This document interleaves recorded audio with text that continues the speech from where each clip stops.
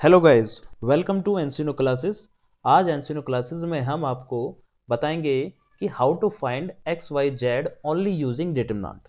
जिस प्रकार से हम देखते हैं कि एक्स वाई जेड को निकालने के लिए आपको माइनर्स और कोफैक्टर निकालने पड़ते हैं, एडजॉइंट, ट्रांसपोज, ये सारी चीज़ें करनी पड़ती हैं। तो आज की क्लास में हम आपको एक्स वाई जेड की वैल्यू निकालना सिखाएंगे ओनली यूजिंग डिटरमिनेंट्स।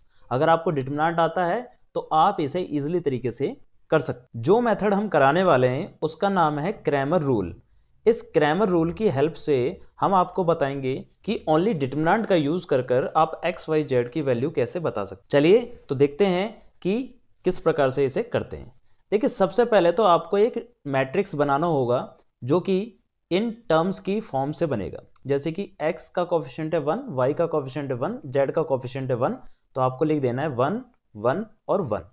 अब यहां पर x का कोफिशिएंट है 4, y का 2 और z का 1, तो यहां आ जाएगा आपका 4 2 1। और इसी प्रकार से यहां पर भी आ जाएगा 9 -3 एंड 1। तो ये आपका एक मैट्रिक्स तैयार हो गया। देन आपको एक दूसरा मैट्रिक्स बनाना है जो कि होगा बी मैट्रिक्स। इसमें आपको इस तरफ की टर्म लिखनी है जो कि होगा 8 11 और 6। बस आपको इतना करना है। फिर आपको फर्स्ट डिटरमिनेंट निकालना है, जैसे हम कहेंगे डी, जो कि इसी मैट्रिक्स से निकल के आएगा। तो देखिए, इससे हम डिटरमिनेंट किस प्रकार से निकालते हैं। सबसे पहले हम 1 लेंगे और 1 को 1 से रिलेटेड रो और कॉलम हट जाएंगे, तो बचेगा क्या आपके पास ये। इस 2 को 1 से मल्टीप्लाई करेंगे तो 2, फिर बीच में आता है माइनस, और 3 को 1 से मल्टीप्लाई करेंगे तो ये आ जाएगा माइनस का 3, और ये हो जाएगा आपका प्लस का 3। अब सेकेंड टर्म को लेते समय हम जानते हैं कि इसका साइन चेंज हो जाता है, तो ये लाइन चली जाएगी और ये लाइन भी चली जाएगी।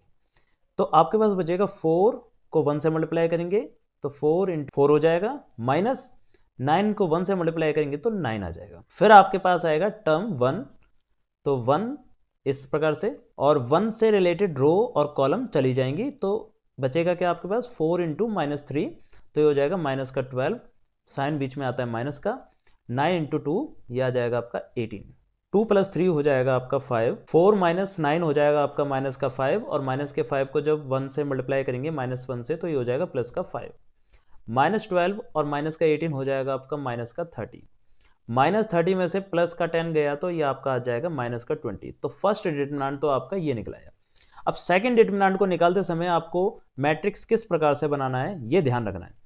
जो कॉलम फर्स्ट होगा इसको बस इग्नोर कर देना है, बाकी ऐसे ही रखना है, और कॉलम फर्स्ट की जगह आपको बी मैट्रिक्स को पुट करना है। तो करना कैसे, कॉलम 1 में आपको बी मैट्रिक्स को पुट कर देना है, यानी कि 8 11 और 6, और बाकी मैट्रिक्स जैसा था वैसे ही रखना है। ए मैट्रिक्स को ध्यान रखना है जो कि क्वेश्चन के अंदर था, यानी कि 1 2 -3 1 1 1।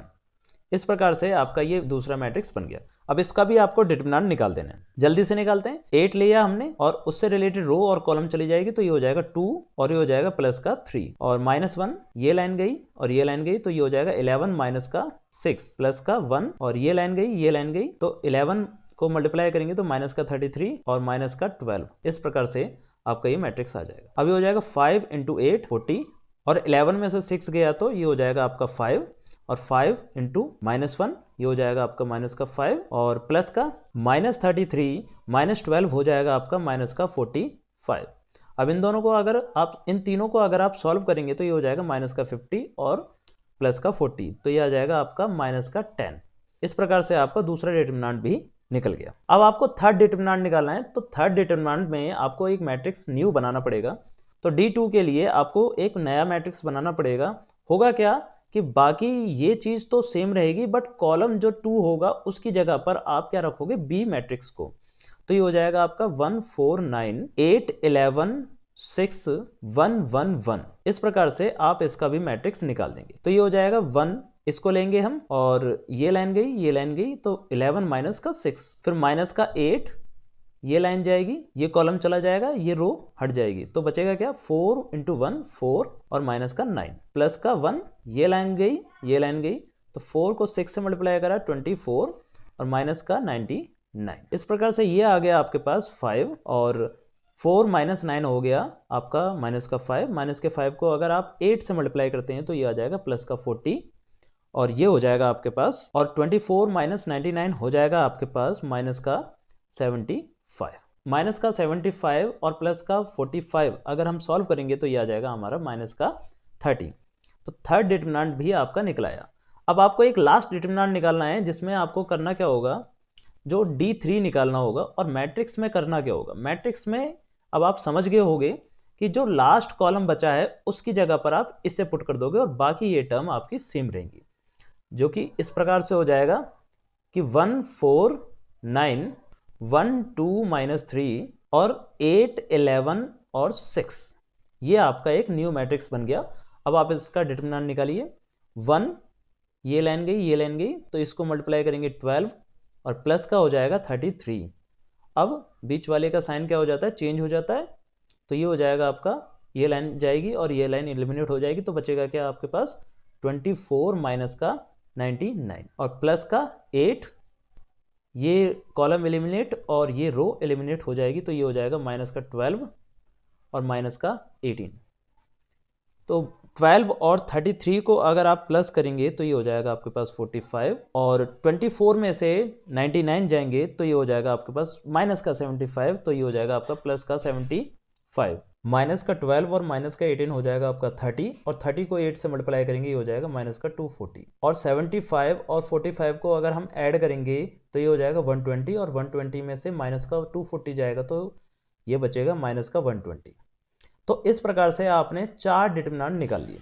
अब देखिए x की वैल्यू कैसे निकलेगी, जो फर्स्ट डिटरमिनेंट आया था यानी कि d1 को d से डिवाइड कर देंगे तो ये आ जाएगा आपका x, और y कैसे निकलेगा, d2 को आप d से डिवाइड कर देंगे तो ये आ जाएगा आपके पास y, और z कैसे आएगा आपका, d3 को डिवाइड कर देंगे आप d से तो ये आपका आ जाएगा z। तो ध्यान रखना है कि d1 को d2 को d3 को सिर्फ d से डिवाइड कर देंगे तो आपका x y z आ जाएगा। तो देखिए d1 क्या आया था आपके पास, d1 था आपके पास माइनस का 10 और d कितना था आपके पास, d था माइनस का 20 तो इसको अगर कैंसिल करेंगे तो ये आ जाएगा 1/2।